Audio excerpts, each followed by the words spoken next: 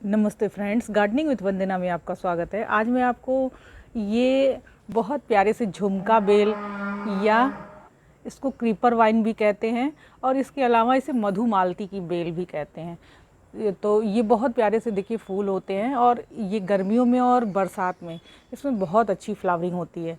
तो इस समय बहुत अच्छी फ्लावरिंग हुई है और इसकी केयर हम कैसे करते हैं, इसको कैसे लगाते हैं, इसके बारे में आज पूरी जानकारी दूँगी। अगर आपके यहाँ ऐसी कोई ज़मीन है जहाँ की बहुत बहुत छोटी सी ज़मीन है, लेकिन ये है कि वहाँ से आप किसी प्लांट को लगाना चाहते हैं जो कि आपके परगोले पे या इस तरह से कोई टीन का शेड हो, उस तरह से टीन के शेड पे चढ़ाना चाहते हो, तो ये प्लांट उसके लिए बहुत बेहतर है।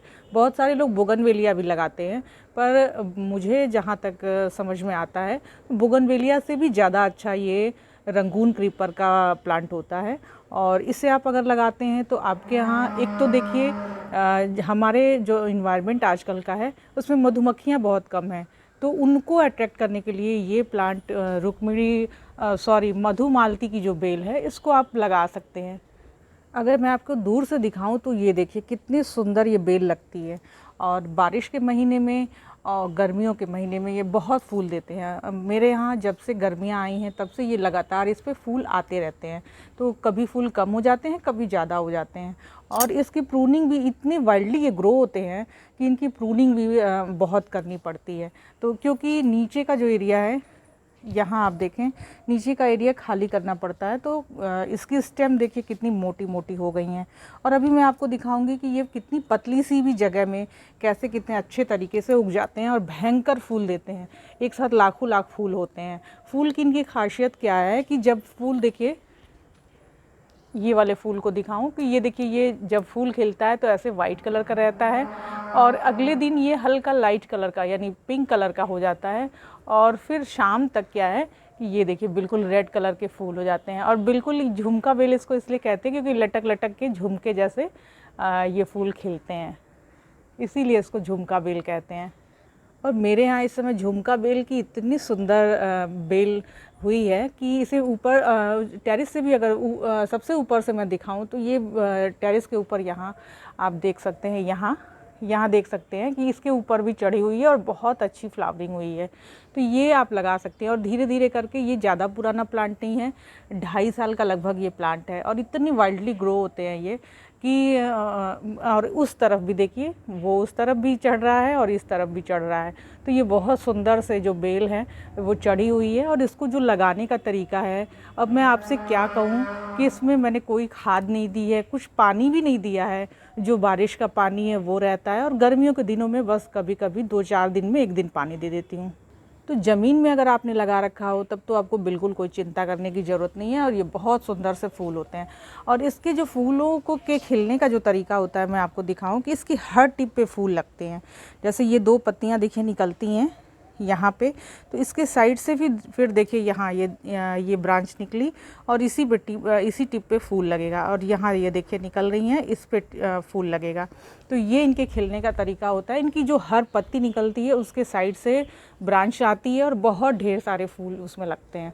तो अगर आपको किसी भी चीज़ को ढकना है तो बेल से इस तरह से आप ढक सकते हैं, छायादार हो जाएगा।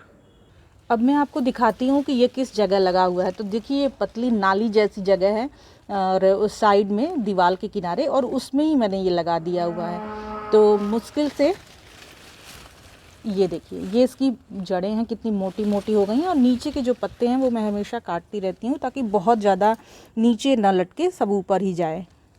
इस पौधे को आप जब गमले में लगाते हैं तो थोड़ा सा आपको वेट करना पड़ेगा फूलों के लिए। ऐसा नहीं है कि तुरंत आपने लाया और तुरंत ही फूल आ गए, लेकिन फूल जब गमलों में भी आते हैं तो ऐसे ही भर भर के आते हैं। तो आप ये ना सोचिए कि इसे केवल ज़मीन में ही लगाया जा सकता है। इसे ज़मीन में भी लगा सकते हैं और गमले में भी लगा सकते हैं।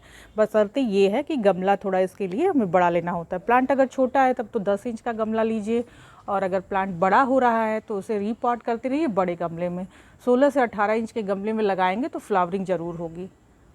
अब बात करते हैं इसकी सन रिक्वायरमेंट की। तो इसको फुल सन में रहता है तो ये अच्छी फ्लावरिंग करता है। हालांकि ये जहाँ मेरा प्लांट है यहाँ आधे दिन की धूप आती है और तब भी फ्लावरिंग अच्छी हुई है। तो इसलिए आप फुल सन में रखें या आधे दिन की धूप में रखें, ये फ्लावरिंग करता है। बहुत ज़्यादा शेड में नहीं रखा जा सकता है इसको, थोड़ी जहाँ धूप ज़्यादा आती हो वहाँ रखें तो बहुत ज़बरदस्त फ्लावरिंग होती है।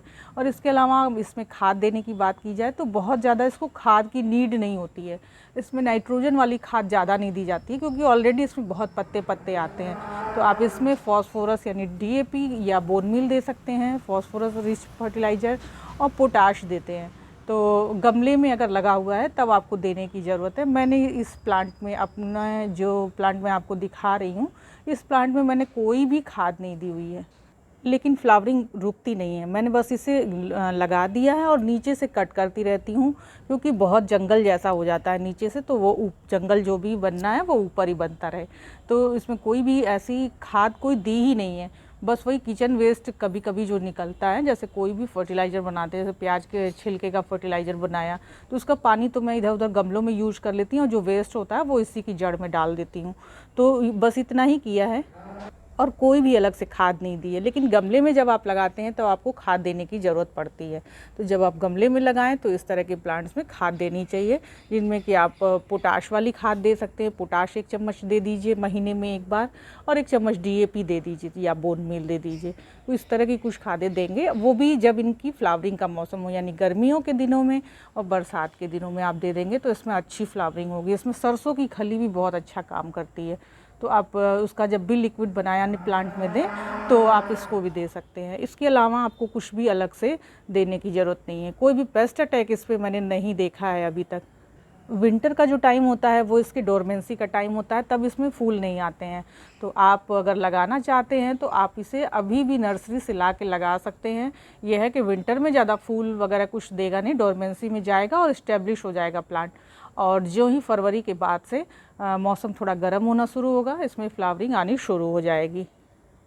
तो आप मधुमालती, झुमका बेल, या इसे जो भी कहते हो आप अपने यहाँ की भाषा में, इस प्लांट को आप ज़रूर लगाएं। मधुमक्खियों को बहुत अट्रैक्ट करता है, और आपके यहाँ पॉलिनेशन की दिक्कत हो, फ्लावरिंग नहीं होती हो, तो इस तरह के प्लांट ज़रूर अपने यहाँ गार्डन में लगाने चाहिए। क्योंकि मधुमक्खियाँ अब धीरे धीरे कम हो रही हैं, तो इन्वायरमेंट में मधुमक्खियाँ नहीं रहेंगी तो पॉलिनेशन या फल फ्रूट की प्रक्रिया बहुत धीमी हो जाती है। तो इस तरह के प्लांट आपको ज़रूर लगाने चाहिए।